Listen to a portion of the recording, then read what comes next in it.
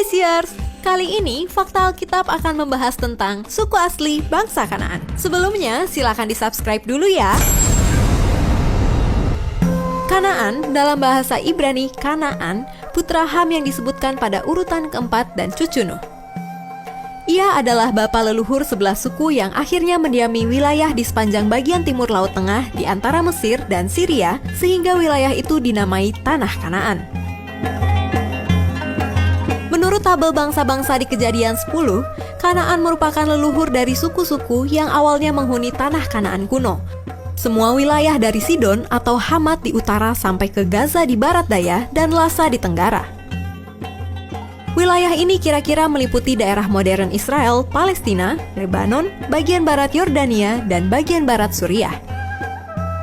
Anak sulung Kanaan bernama Sidon yang berbagi nama dengan kota Sidon di Fenisia yang sekarang termasuk wilayah Lebanon. Anak keduanya bernama Het. Keturunan Kanaan menurut Alkitab Ibrani meliputi orang Sidon, orang Het, anak-anak Het, orang Yebus, orang Amuri, orang Girgasites, orang Hewi, orang Arkites, orang Sinites, Arvadites, orang Zemarites, orang Hamatites. Mereka mempunyai kebudayaan yang cukup maju.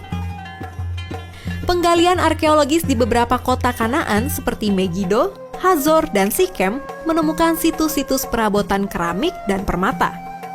Benda-benda itu diperkirakan dibuat sebelum abad ke-17 sebelum Masehi.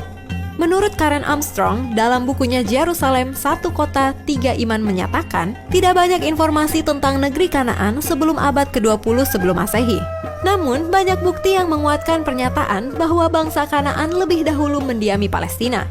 Profesor Dr. Umar Anggara Jenny, Kepala Lembaga Ilmu Pengetahuan Indonesia atau LIPI, menyatakan, kota Yerusalem merupakan bukti yang paling baik dalam kekunoan permukiman-permukiman bangsa Arab.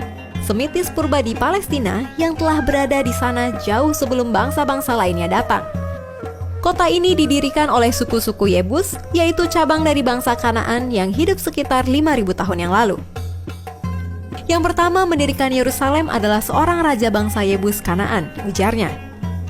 Alkitab telah berkali-kali mengisahkan orang-orang Kanaan.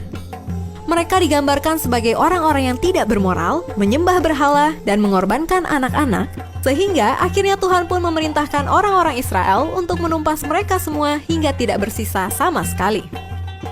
Mengapa Allah memerangi orang Kanaan?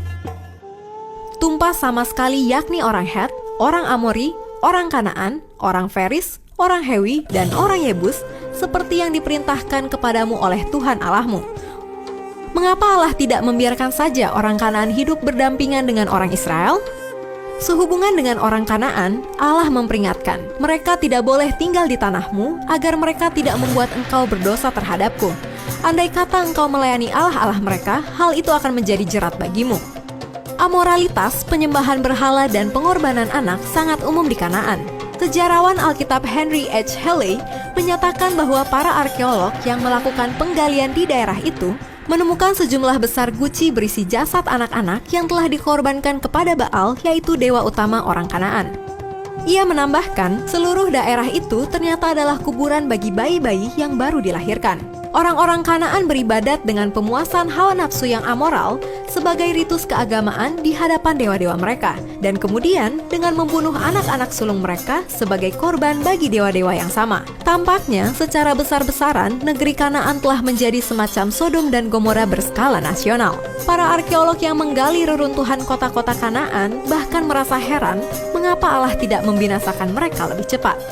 Pada akhir abad 13 sebelum Masehi, pengawasan negara-negara kota Kanaan Amori yang sekarang telah merosot itu dihancurkan oleh pergolakan politik. Orang-orang Israel di bawah Yosua memasuki Palestina Barat dan seberang Yordan, memperoleh kuasa pertama-tama atas daerah pegunungan dan mengalahkan serentetan raja Kanaan.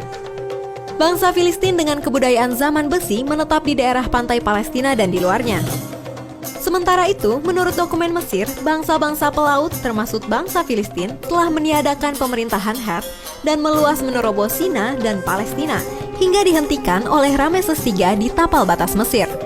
Akhirnya, perembesan bangsa Aram dari Syria makin bertambah-tambah memasuki daerah pedalaman. Akibatnya adalah bahwa orang-orang Kanaan sekarang memerintah hanyalah di Fenisia yang sebenarnya dengan pelabuhan-pelabuhannya dan di kerajaan-kerajaan yang terpencil di lain tempat. Sejak abad 12 sebelum Masehi, orang Kanaan yang semula dalam keadaannya yang baru dan terbatas muncul sebagai orang Fenisia yang mengutamakan perdagangan laut pada milenium pertama sebelum Masehi berpusat kepada kerajaan Tirus dan Sidon yang masyhur. Studi terbaru menunjukkan bahwa gen orang-orang Kanaan masih bisa ditemukan hingga sekarang. Dipublikasikan dalam jurnal American Journal of Human Genetics, para peneliti berhasil mengambil dan mengurutkan DNA dari 5 orang yang hidup di kota Sidon, Kanaan, sekitar 3.700 tahun yang lalu. Setelah dibandingkan dengan DNA dari 99 orang Libanon, para peneliti menemukan kecocokan sebesar 90%. Salah satu peneliti, Dr. Mark Haber dari Wellcome Trust Sanger Institute, mengatakan kepada The Independent, 28 Juli 2017, orang-orang Libanon saat ini adalah keturunan langsung dari orang-orang Kanaan. Tetapi mereka juga memiliki sedikit gen yang berasal dari pendatang-pendatang Asyur, Persia, dan Makedonia. Demikian fakta Alkitab tentang suku asli bangsa Kanaan.